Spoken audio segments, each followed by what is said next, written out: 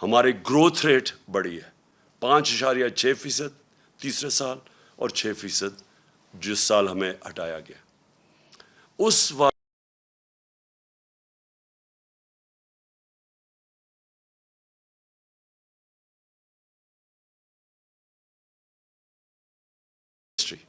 جب آپ کی انڈسٹری بڑھتی ہے تو سب سے زیادہ روزگار دیتی ہے. ہم نے ان ساری حکومتوں سے زیادہ کرونا کے باوجود سب سے زیادہ روزگار دیا تھا.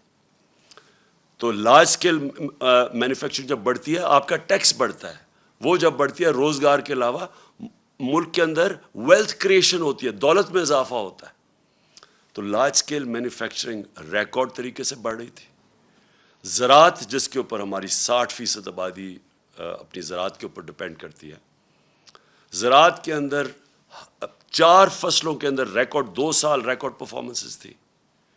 کسانوں کے پاس وہ پیسہ گیا جو اتنی سالوں کے بعد کبھی ایسا پیسہ نہیں ٹرانسفر ہوا تھا کسانوں کے پاس. جو گنے کی بیچارہ کسان جو پہلے باہر شوگر ملز کے انتظار کرتا تھا, اس کو پیسے بھی نہیں ملتے تھے, کٹوتی ہوتی تھی, اور وہ اس کے بعد کچھ جب کم اگر 180 ریٹ ہے تو اس بیچارے کو 120 ملتا تھا, اور پھر وہ 1 سال کے بعد سب کچھ ہم نے ختم کیا, قانون بنائے اور ان کو پیسہ دلوایا, سب سے زیادہ پیسہ دلوایا. پیسہ گیا دیہاتوں کی طرف, اس کے بعد وہاں خوشحالی آئی, ریکارڈ موٹر سائیکل سیلز ہوئی, اس کا مطلب وہاں پیسہ گیا. تو زراعت بھی صحیح راستے پہ تھی, ہماری انڈسٹری بھی صحیح راستے پہ بڑھ رہی تھی. ٹیکسٹائل کے اندر سارے ریکارڈ ٹوٹ گئے. فیصل آباد کے اندر مزدور نہیں ملتے تھے ٹیکسٹائل کے لیے, انڈسٹری کے لیے.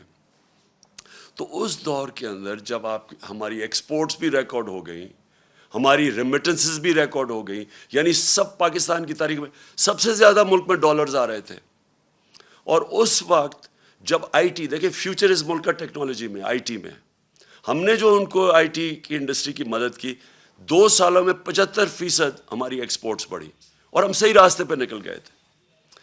تو اس دور میں جب ایک ملک صحیح طرف کیا چلا گیا تھا, اور آئی ایم ایف, یہ یاد رکھیں, آج کہتے ہیں جی ہم آئی ایم ایف کے مجبور ہیں, ہم 2.5 سال آئی ایم ایف کے ساتھ تھے, ہم بھی مجبور تھے آئی ایم ایف کے پروگرام میں ہوتے ہوئے. اور اب انہوں نے کہا نا جی عالمی مہنگائی ہوئی, عالمی مہنگائی تو پچھلی گرمیوں سے شروع ہو گئی تھی. ہم جب کہتے تھے عالمی مہنگائی ہے تو یہ کہتے تھے مہنگائی مارچ کریں گے. تو جب ساری چیزیں پازیٹیو جا رہی تھیں, اور اس کے باوجود کہ ہم آئی ایم ایف میں بھی تھے, اس کے باوجود جب ہم وہ پاکستان کو فلاحی ریاست کی طرف لے کے جا رہے تھے جو پاکستان کا نظریہ تھا, اسلامی فلاحی ریاست, ہم نے پہلی دفعہ ہیلتھ کارڈ, کبھی سنا ہے کہ کسی بھی مڈل انکم گروپ, غریب کو تو چھوڑے, جو اپنے سارے خاندانوں کو ایک ہیلتھ انشورنس دے رہا ہے 10 لاکھ روپے کی, کہیں بھی جا کے اپنا علاج کروا سکے.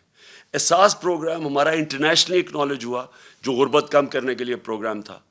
انٹرنیشنلی اکنالج کیسے ہوا کہ اسٹینفورڈ یونیورسٹی کی ریسرچ, انہوں نے ریسرچ کر کے فیصلہ کیا کہ پاکستان کو احساس پروگرام فلاحی ریاست کی طرف لے کے جا رہا تھا. کامیاب پاکستان تھا, سستے قرضے نچلے 20 لاکھ خاندانوں کو دے رہے تھے تاکہ ہنر اب سیکھ سکیں, تاکہ وہ دکانیں کھول سکیں, کسان پیسہ لگا سکیں. سود کے بغیر قرضے دے رہے تھے گھر بنانے کے لیے.